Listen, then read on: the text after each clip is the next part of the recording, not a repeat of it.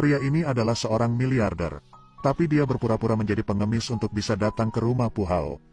Tapi baru saja tiba, dia ditangkap oleh pengawal keluarga Pu Hao. Ketika Kim melihat bel di tangannya, dia menghentikan pengawal itu. Tiba-tiba dia teringat 10 tahun yang lalu. Ada anak laki-laki yang akan mati kelaparan. Beruntung ada gadis baik yang memberinya makan sepotong roti. Karena perbuatannya itu dia akhirnya selamat. Bahkan dia memakaikan lonceng kecil untuknya. Anak itu mengucapkan terima kasih. Setelah itu bunyikan bel di tangannya. Bahkan dia berjanji akan melindunginya. Tapi tak disangka, sang ayah segera membawanya pergi. Sejak saat itu mereka berdua tidak pernah bertemu lagi. 20 tahun kemudian pria itu telah menjadi orang sukses. Dia juga menjadi seorang miliarder. Saat ini dia kembali untuk berterima kasih kepada gadis itu. Tapi saat ini dia melihat adegan di mana dia dipaksa untuk menciumnya. Sang ayah memaksanya untuk menikah dengan si idiot. Demi menyelamatkannya, dia rela berpura-pura menjadi idiot. Kemudian dia datang untuk melindunginya. Sang ayah yang melihat adegan ini sangat marah. Jadi dia langsung menyuruh pengawalnya untuk menyiksa dia. Tetapi tiba-tiba sang ayah berpikir, karena orang bodoh mudah dicurangi. Menikahlah dengan orang seperti itu. Setelah itu dia akan memiliki suami dan anak. Mulai sekarang kau bukan bagian dari keluarga Lak. Pergilah dengan orang bodoh ini. Wanita itu marah kepada ayahnya. Ketika dia membuka matanya, dia berbaring di tempat tidur bersama pria idiot itu. Dan pada saat yang sama tidak ada bel di tangannya. Dari mana dia datang? Untuk membantu gadis itu menyelidiki. Jadi pria itu memutuskan untuk terus berpura-pura menjadi pria bodoh. Sekarang pamannya yang memegang segelas anggur berdiri di depan pintu. Karena ingin mengidentifikasi apakah dia benar-benar bodoh atau tidak.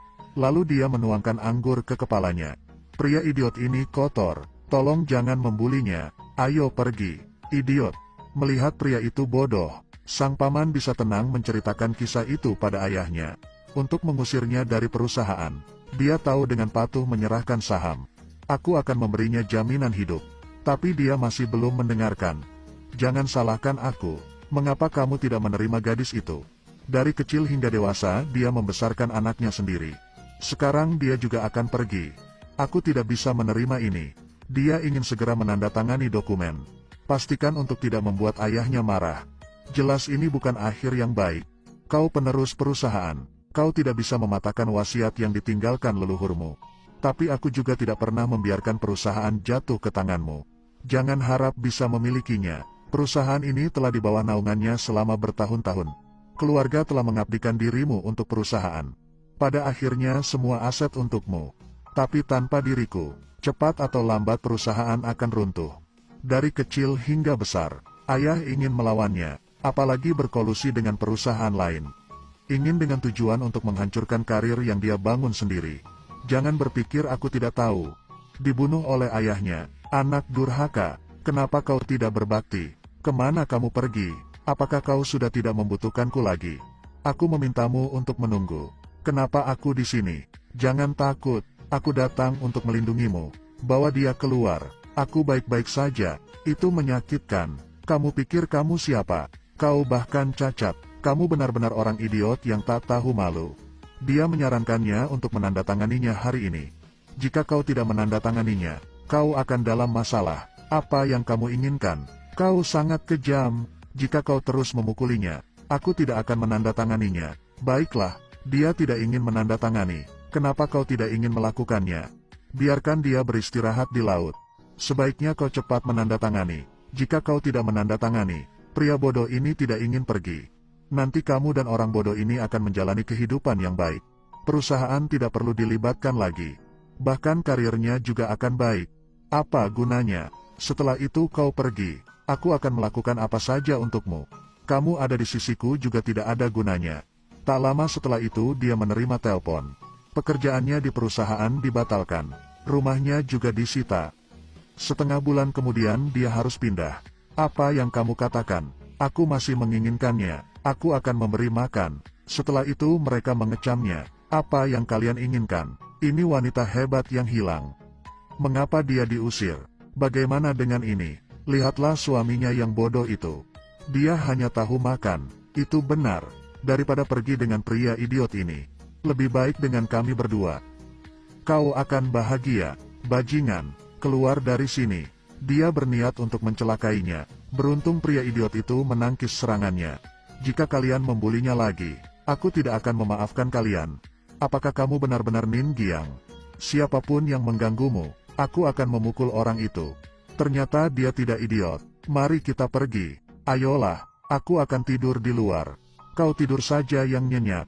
Setelah keluar, dia menelpon asisten. Ini tidak boleh dibiarkan lebih lama lagi. Kita harus menyelesaikannya secepat mungkin. Sesuatu terjadi padanya. Aku tidak bisa pergi. Mengapa kau tidak bisa bergerak? Semua petunjuk muncul dari Lakti. Tujuan Lak-an adalah membiarkannya pergi. Bagaimana dia bisa pergi dengan cara itu? Itu jelas-jelas tidak benar. Kalian berdua tidak perlu khawatir. Aku mempunyai jalan keluar. Bisakah kamu mencobanya? Apa yang akan kau lakukan? Jika kau berhasil, aku akan memberimu 5 juta yuan. Uang ini milikmu. Dia tercengang saat melihatnya. Apa uang itu milikku? Aku akan pergi sekarang. Sialan, tunggu sampai ini selesai. Aku pasti akan menyingkirkannya. Ngomong-ngomong, aku tidak memberikannya padamu. Ini adalah hasil dari perbuatanmu. Semua barang ditahan. Itu sudah cukup. Sekarang katakan, apa efeknya jika kau mendapatkan tanda tangannya? Dia dapat mengembalikan semua barang kepada kami. Aku tidak ingin kau melakukannya di belakangku. Baru saja mengambil alih rumahnya. Dia memotong posisinya. Maukah kamu membantu kami menandatangani? Siapa yang bisa aku percaya? Ketika datang ke sini, aku terus mencarimu. Aku ayahmu. Dia yakin untuk mendengarkannya. Anak baik, ayah datang mengunjunginya. Aku tidak tahu apa yang kalian bicarakan. Keluarlah dari rumahku. Anakku yang baik. Pertama itu salahku. Dia tahu apa maksud mereka. Jadi dia menyuruh mereka untuk pergi. Aku tidak mengenalmu. Tolong keluar. Kau Oria idiot. Kalian tidak boleh menggertaknya. Bukan hak Mech untuk mengatakan itu.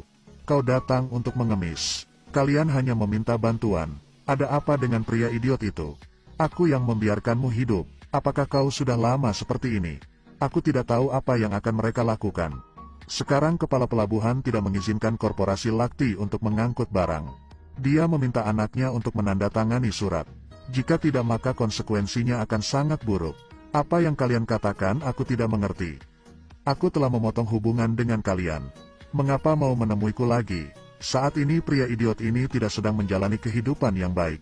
Jangan terlibat lagi. Kami datang untuk meminta tanda tanganmu. Dengan begitu mereka bisa mendapatkan apa yang mereka inginkan. Apa yang kau bicarakan? Aku sama sekali tidak ingin melakukannya. Rumahku tidak menyambut orang-orang seperti kalian. Silahkan pergi. Aku tidak menyambutmu. Pria idiot ini menjadi lancang kepada mereka. Setelah menandatangani, mereka semua akan mendapat bagian. Ada apa denganmu? Aku tidak ingin melakukannya. Lepaskan aku. Melihat ini, dia tidak tahan lagi. Akhirnya mereka pun dihajar olehnya.